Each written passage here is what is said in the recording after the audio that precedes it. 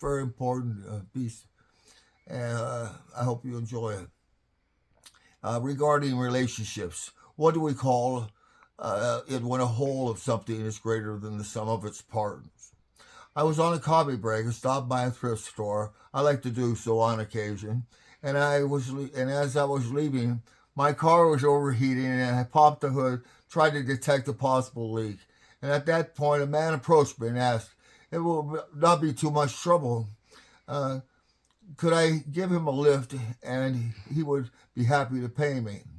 Uh, he had found a TV and he just picked up 3 bags of food from their giveaway at the to the poor program next to the store. As I waited, he loaded them into the RV. Then he asked, could I take along his bike? And well, I said, I guess so, but please set it down carefully as not to rip the upholstery.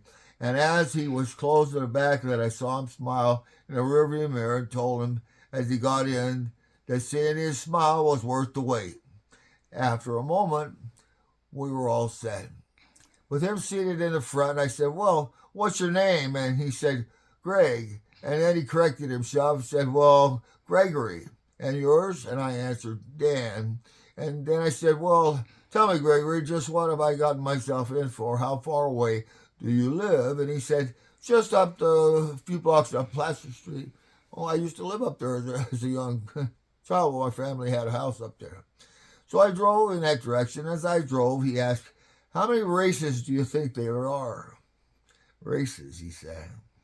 I wondered about this question, and I understood it. He asked it because he was black man, and I said, well, I don't know, could be 100, but I was thinking about Noah's Ark. Maybe there was like 4 different ones there. I don't know. And he raised up one finger to my reply and laughed and said, well, Gregory, you asked me a trick question that I was not prepared for. Before I finished my first cup of coffee uh, on Tuesday morning, he laughed, and I said, if you'd asked me how many species there are, I could have gotten it right. And he just laughed again. On the drive, I said, they're a really amazing time we're living in. And he agreed, and I said, I don't think we have a thing to fear, but I do wonder if while everyone is expecting something really bad to happen, if it won't, if we won't all discover something quite the opposite will be seen. And he smiles at the thought.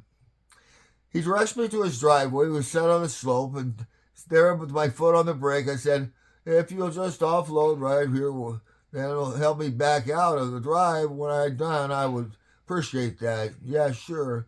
After he closed the doors, I rolled down the passenger window, called to him. I said, Gregory, do you remember when you offered to pay me for the ride? And yes, he said. And I said, well, there is something that you could do for me.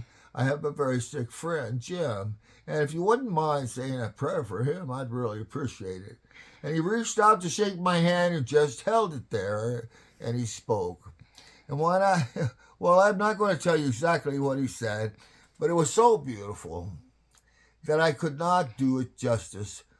But I can say that he prayed for all, and especially for Jim. And he mentioned Jesus Christ, the Almighty Father. It was so amazing it nearly brought a tear to my eye and put it up in my throat. I smiled at him and said, well, Gregory, I think you overpaid me. With a pause, I think you overpaid me. And he just replied with a short belly laugh. Going out behind me, flagged one car down to stop while I backed out the back to head back in my direction, and he waved. Now, the story doesn't end there just yet. You see, I did have a friend named Jim, and he was very sick and dying from prostate cancer. He had 2 boys under 11 years and a beautiful wife, and he was very spiritual, but I perceived that he just a little, very little too strict regarding someone else who he felt may have wasted their life or not taken responsibility for it. And I wanted to pray for him, but I knew he needed more than my prayer could accomplish. I pulled out the bills that I had in my wallet at the time, and it had happened to come to $27. And I told him, what I want to do is let me buy you a poor man's prayer, as I was certain that God pays special attention to those prayers ahead of my own. Now, when he first refused to take it, then agreed at my persistence request. I knew that if he did this, I didn't tell him this, that he might get healed, or if he wasn't healed, then when he got to heaven, God would know that he had cared for the least of these at least once. After he passed away, his wife approached me in an odd manner, and in her hand was a few bills. And she says, "I want you to know that Jim thought about what you had said often. In fact, every time we're troubled by a homeless person or a bum on the street or a person there with a sign, Jim would say, 'I probably should give them the money Dan gave me for that prayer.'" She said, "I want you to have it back." And I said, "Why? I can't take it. It was my gift to him." But she insisted, so I looked around. The priest was in the room, and I quickly gave it to him. But now every time I think of it, whenever I lend a hand to help another stranger, uh, but a human being, if I remember, I will let them do this prayer for me as a way to pay me back, saying a prayer for my friend Jim. Would you mind doing me a favor, I asked? Would you say a prayer for my friend of mine who is very ill? His name is Jim.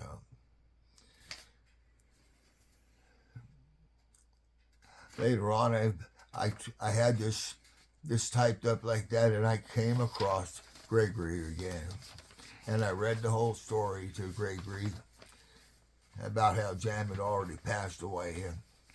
And Gregory wept sincere tears, and I cried right along with him.